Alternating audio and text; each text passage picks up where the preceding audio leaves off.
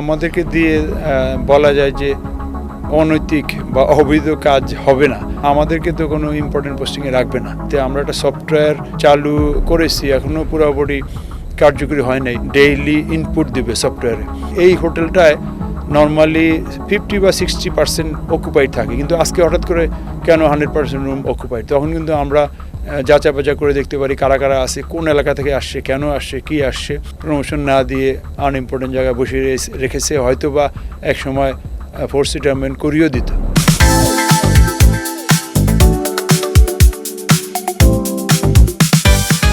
একাত্তর টেলিভিশনের নিয়মিত আয়োজন একাত্তর পডকাস্টে আপনাদের সাথে আছি আমি সাজিদ সরকার।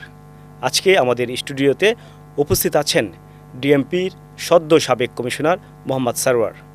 24-এর পর পুলিশের যে ইমেজটা ছিল সেই ইমেজ রক্ষায়, অর্থাৎ মানুষকে পুলিশের প্রতি আস্থায় আনার জন্য আপনার আসলে কী কী পদক্ষেপ ছিল? আমরা দেখেছি বেশ কিছু থানা এবং ফাঁড়িও উদ্বোধন করেছিলেন আপনি। ধন্যবাদ। আমি 2025 সালের জানুয়ারি থেকে অগাস্ট পর্যন্ত এডিশনাল কমিশনার ট্রাফিক ছিলাম। এরপরে সেপ্টেম্বর থেকে ফেব্রুয়ারির শেষ সপ্তাহ পর্যন্ত আমি এডিশনাল কমিশনার অ্যাডমিন ছিলাম। তখন থেকেই আমি, যেহেতু অ্যাডমিনিস্ট্রেশন, এখানে জনবল মোতায়েনের কাজটা মূলত আমার হাতে ছিল, অর্থাৎ ট্রাফিকে জনবল বাড়ানো বা থানা ফাঁড়িতে জনবল বাড়ানো। তো ওই সময় আমি থানা, ফাঁড়ি, ট্রাফিক ইত্যাদিতে জনবল বিভিন্নভাবে বাড়িয়েছি। প্লাস যেই কাজটা আমাদের করতে হয়েছে, সিনিয়র অফিসারদেরকে ফিল্ডে বেশি মোতায়েন করা প্রয়োজন ছিল, যেহেতু জুনিয়র অফিসাররা বা junior constable, ASI, sub inspector মানুষের আস্থা একটু কম ছিল। এই জন্য সিনিয়ররা সবসময় যে কোনো ক্রাইম সিচুয়েশনে বা আপনার ক্রাইসিস সিচুয়েশনে বা মারামারি সিচুয়েশনে বা প্রসেশনের সিচুয়েশনে আমাদের সিনিয়র অফিসাররা, এমনকি কোনো কোনো ক্ষেত্রে 2-3 জন এডিশনাল কমিশনার, ডিআইজি র্যাঙ্কের পদমর্যাদার অফিসাররাও রাস্তায় যে আপনার এই সিচুয়েশনগুলো ট্যাকেল করতে হয়েছে। আমি যখন এডিশনাল কমিশনার ট্রাফিক ছিলাম তখনও আমি কয়েকটা সিচুয়েশনে নিজেই বলতে কমিশনার সাহেব বলেছে যে আমরা কয়েকজন এডিশনাল কমিশনার সিচুয়েশনগুলো ট্যাকেল করেছি। যেমন মাইলস্টোন স্কুলে ওই যে প্লেন ক্রাশের পরে ওখানে বিক্ষোভ ছিল, ওখানে আমাদের 2 জন মাননীয় উপদেষ্টাকে তারা অনেকটা আসতে দিবেন না। ওই সময় পুলিশ কমিশনার সাহেব আমাকে বলছে যে আপনি যে এরও ট্যাকেল করেন। আমি নিজে সারাদিন ট্যাকেল করে ওই 2 উপদেষ্টাকে সেফলি বের করে নিয়ে আসছি, সারাদিন প্রায় 8 ঘন্টা। কারণ কি, ওখানে আমি ফোর্স প্রয়োগ করা যেত, কিন্তু আমরা বল প্রয়োগ করে নিই, বুঝিয়ে শুনিয়ে কৌশল করে নিয়ে আসছি। অর্থাৎ বলা যায় যে সিনিয়র র্যাঙ্কের অফিসাররা এইসব ক্রাইসিসে, যদিও ওখানে মূল কাজটা ছিল ডিসি উত্তরার অথবা আপনার এডিশনাল কমিশনার ক্রাইম অ্যান্ড অপারেশনের, additional commissioner crime and operation এই দিকে কোনো কাজে বিজি ছিল হয়তো সচিবালয় বা এই দিকে, তখন ট্যাকেল করেছে। ইভেন জুলাই সনদ যখন জাতীয় সংসদ ভবন এলাকায় ঘোষণা করা হয়, ওই দিনও জুলাই একটা বেশ কিছু লোক অনাকাঙ্ক্ষিতভাবে সংসদ ভবনের এলাকার ভিতরে প্রবেশ করেছিল। তখন আমি সহ additional commissioner crime and ops সহ আমরা বল প্রয়োগ ছাড়াই কৌশলে ওই এলাকা, এরপরে ভিভিআইপি আসবেন, প্রধান উপদেষ্টা যাবেন মাননীয়, আমরা ম্যানেজ করেছি। এমনকি ঢাকা ইউনিভার্সিটির যে ডাকসু নির্বাচন, সেদিন আমরা সারাদিন কয়েকজন এডিশনাল কমিশনার সারাদিন সারা রাত, বলা যায় যে 24 ঘন্টায় ঢাকা ইউনিভার্সিটির এলাকায় জাস্ট সজাগ ছিলাম আমাদের সকল ফোর্স সহ। তো এরকম, এমনকি এই যে যমুনা যে মাননীয় প্রধান উপদেষ্টা বাসভবন ছিলেন, এখানেও 2-3টা সিচুয়েশনে আমি ট্রাফিকে থাকা অবস্থায়, এডিশনাল কমিশনার অ্যাডমিনে থাকা অবস্থায় বেশ কিছু আন্দোলন হয়েছে। ওখানে যে আমরা পার্সোনালি, আমরা এডিশনাল কমিশনার সহ জয়েন্ট কমিশনার, ডেপুটি কমিশনার, এইভাবে কিন্তু আমরা সিচুয়েশনগুলো হ্যান্ডেল করেছি। এবং ক্রাইম সিচুয়েশন সিনিয়র অফিসাররা মাঠে যেয়ে সরেজমিনের থেকে উপস্থিত থেকে বা ক্রাইম কন্ট্রোল, আমি কমিশনার থাকা অবস্থায় রাতে রাতে বলা যায় যে বিপুল সংখ্যক ফোর্স দিয়ে বিভিন্ন এলাকায় আসামি বা অপরাধী গ্রেপ্তার করা, সেখানে ডেপুটি কমিশনাররা নিজে থাকতো, জয়েন্ট কমিশনার থাকতো, এডিশনাল কমিশনাররা থাকতো। ইভেন কমিশনার হিসেবে আমি যে এগুলা অপারেশনগুলো পরিচালনা করেছি। এর ফলে মানুষের আস্থা ফিরে আসছে এবং আমরা ট্রান্সপারেন্ট ছিলাম। ভালো অফিসারদেরকে ভালো জায়গায় পদায়ন, ভালো ফোর্সকে ভালো জায়গায় পদায়ন এবং ফোর্সের ফ্যাসিলিটি, সুবিধা বা লজিস্টিক, গাড়ি এগুলা আমরা বিভিন্নভাবে ডেভেলপ করে এই পুলিশের সেবা বৃদ্ধি করেছি এবং আস্থা বৃদ্ধি করেছি। এবং জনগণও আমাদের থানাগুলোতে ডিউটি অফিসার রুমে আমরা ক্যামেরা লাগিয়েছি, যে ক্যামেরায় কথা শোনা যায়। অর্থাৎ ডিএমপি হেডকোয়ার্টারে বসে ডিউটি অফিসারের রুমের ক্যামেরা দিয়ে মনিটর করা যায় এবং ডিউটি অফিসারের সাথে কথা বলা যায়। অর্থাৎ ডিউটি অফিসার কোনো সেবা প্রত্যাশীকে মিসবিহেভ করলো কি না, অথবা তাকে সেবা ঠিকমতো দিল কি দিল না, সেটা কিন্তু রেকর্ডে থাকতেছে। আবার অন্যদিকে দেখা যাচ্ছে সেবা প্রত্যাশীরাও অনেক সময় অহেতুক কমপ্লেন করে যে ডিউটি অফিসার বা ইত্যাদি ইত্যাদি জিডি নিচ্ছে না, মামলা নিচ্ছে না। ওইটাও বোঝা যায় যে তার কমপ্লেন ভ্যালিড কি ভ্যালিড না। এমনকি ডিউটি অফিসার রুমে যারা জনগণ সেবা প্রত্যাশী, তাদের কমফোর্টের জন্য আমরা এয়ার কন্ডিশনার বসিয়ে দিয়েছি থানাগুলোতে। এছাড়াও আমাদের যেখানে ক্রাইম প্রবণ এলাকা, বিশেষ করে যে বসিলা এলাকায়, একটা বসিলা পুলিশ ক্যাম্প, একটা ক্যাম্পে নর্মালি ক্যাম্পের অনুমোদন লাগে না, কিন্তু আমরা যদিও ওখানে বসিলা থানার একটা প্রস্তাব করে আসছি।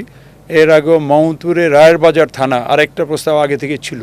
তো মাউন্তুর, আদাবর বা এই যে হাজারীবাগের অংশ, এই 3 থানা থেকে ভেঙে আরও 2টা থানা করার প্রস্তাব আছে। অপরদিকে আপনার এই যে খিলগাঁও বা বনশ্রী এইসব এলাকাও আরেকটা থানার প্রস্তাব আছে। পাশাপাশি ওই খিলক্ষেত বা আপনার ভাটরা থানা এগুলা ভেঙেও আরেকটা থানার প্রস্তাব আছে, বসুন্ধরা। এই থানার প্রস্তাবগুলা যদি পাশ হয় ওখানে ভালো হবে।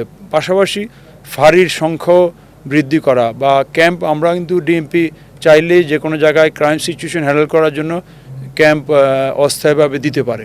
তো সেই সময় আমরা কারওয়ান বাজারে একটা ক্যাম্প স্থাপন করেছি।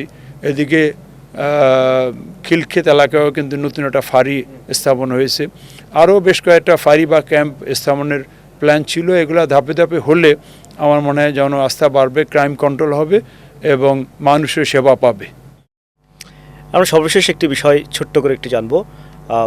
আওয়ামী ফ্যাসিবাদী আমলে আপনি পুলিশের দায়িত্ব পালন করেছেন, সেই 15 বছর আসলে কেমন ছিল? কোনো তিক্ত অভিজ্ঞতা ছিল কিনা? না, অবশ্যই ওই 15 বছর বলা যায় যে আমাদেরকে তো আমরা 15 BCS-এর 25 বছর চাকরি হলেই আমাদের কিন্তু অলরেডি 7-8 জন ব্যাচমেটকে চাকরি থেকে, ইভেন আমাদের বর্তমান আইজিপি স্যার সহ চাকরিচ্যুত করে দিয়েছিল আগের গভর্নমেন্ট। এই 7-8 জন। এরপরে আমি নিজেই দিন গুনতেছিলাম কখন এই বাধ্যতামূলক অবসরের চিঠি পাই। আমাদেরকে বলা যায় যে খুব কম গুরুত্বপূর্ণ জায়গায় পোস্টিং দিয়ে রাখছিল, কোথাও কাজ করার সুযোগ দেওয়া হয়নি। ওই টুরিস্ট পুলিশ বা সিআইডি, এসবি এই বা বিভিন্ন জায়গায় ফেলে রাখা হয়েছিল।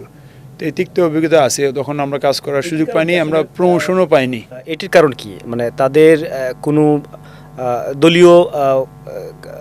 দলীয় কোনো কাজে বাধা দেয়া বা তাদের আদর্শ অনুযায়ী না চলা, এটাই কারণ ছিল? এটাই কারণ থাকবে।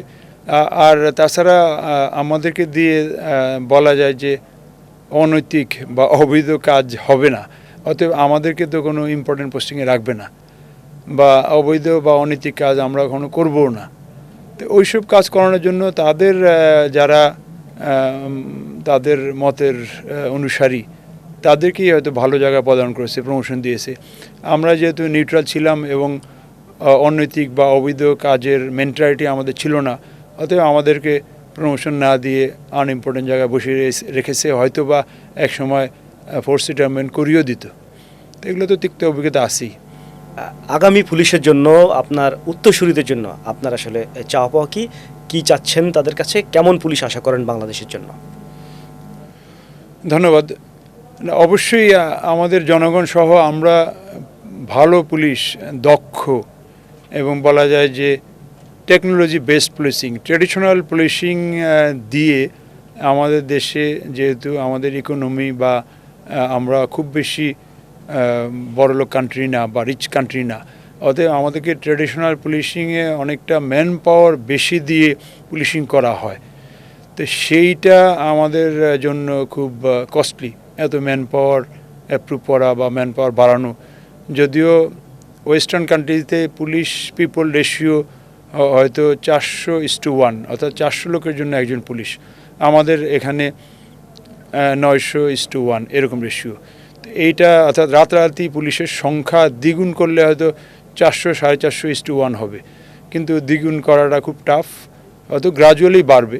কিন্তু আমাদের টেকনোলজি বেসড পুলিশিং যদি আমরা করতে পারি, এই বিশেষ করে দেখেন ট্রাফিকে যে এআই বেসড বা এআই ক্যামেরা বা ভিডিও মামলা বা এরকম টেকনোলজি ক্রাইমের ক্ষেত্রেও করা যাবে। যেমন ধরেন ডিএমপি এলাকায় হোটেল বা মেস বা ইত্যাদিতে আমরা একটা সফটওয়্যার চালু করেছি, এখনও পুরোপুরি কার্যকরী হয় নাই।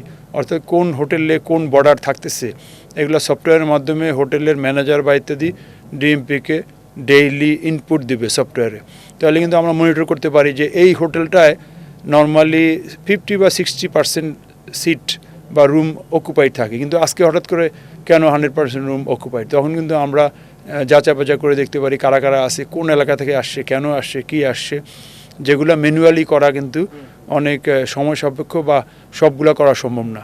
তো টেকনোলজি বেসড পুলিশিং যদি করা যায় এবং পুলিশ পার্সোনাল বা অফিসারদের যদি আরও এফিশিয়েন্ট করা যায়, যেমন একই লোক সে ড্রাইভিং জানবে, কম্পিউটার জানবে, সফটওয়্যার চালাতে জানবে, এরকম মানে 3 in 1 এরকম যদি করা যায় তাহলে পুলিশি কী বলে ব্যবস্থা ভালো হবে। পাশাপাশি পুলিশের সিনিয়র অফিসারদের বেশি ইনভলভ হতে হবে। সিনিয়র অফিসারদের সরেজমিনে একবারে ক্রাইম প্লেসে বা ট্রাফিক ক্ষেত্রে মাঠে অথবা ওই টেকনোলজিটা যে চালাচ্ছে বা সফটওয়্যার যে চালাচ্ছে ওইগুলো নিজেই চালাতে হবে। অর্থাৎ শুধু টেকনিক্যাল পার্সনের উপর ডিপেন্ডেন্ট হলে হবে না, অফিসারদের বলা হয় যে হাতে কলমে বা নিজে কাজ করতে হবে ফিল্ডে যেয়ে, তাহলে মনে করি যে পুলিশিং ব্যবস্থা আরও ভালো হবে। আর স্বচ্ছতা, জবাবদিহিতা এগুলো আরও বাড়াতে হবে, আর এফিসিয়েন্সি বাড়াতে হবে। ট্রেনিংয়ের প্রয়োজন আছে, পাশাপাশি ডেডিকেশন দেশের জন্য বা সার্ভিসের জন্য ডেডিকেশন বাড়াতে হবে। না বাড়ালে হয়তো ডেডিকেশন বাড়ানোর জন্য বিভিন্ন পন্থা অবলম্বন করতে হবে। তার ফলে আমরা মনে করি যে পুলিশিং ব্যবস্থা আরও ভালো হবে। ধন্যবাদ আপনাকে। আপনাকে ধন্যবাদ এবং ৭১ টিভির কলাকৌশলী বা যারা আছেন তাদেরকে ধন্যবাদ, পাশাপাশি সম্মানিত দর্শকদেরও ধন্যবাদ। আসসালামু আলাইকুম। ধন্যবাদ ডিএমপি সাবেক কমিশনার মোহাম্মদ সারোয়ারকে। তিনি আজকে আমাদের মাঝে উপস্থিত হয়ে অনেক বিষয় তুলে ধরেছেন। একই সাথে আগামীর পুলিশ কেমন হবে, ট্রেডিশনাল পুলিশ থেকে বেরিয়ে এসে একেবারে প্রযুক্তি নির্ভর পুলিশ যেমন হবে, একই সাথে মানুষের আস্থা অর্জন করে মানুষের সেবায় সবসময় নিয়োজিত থাকবে, এমনটাই সবার চাওয়া।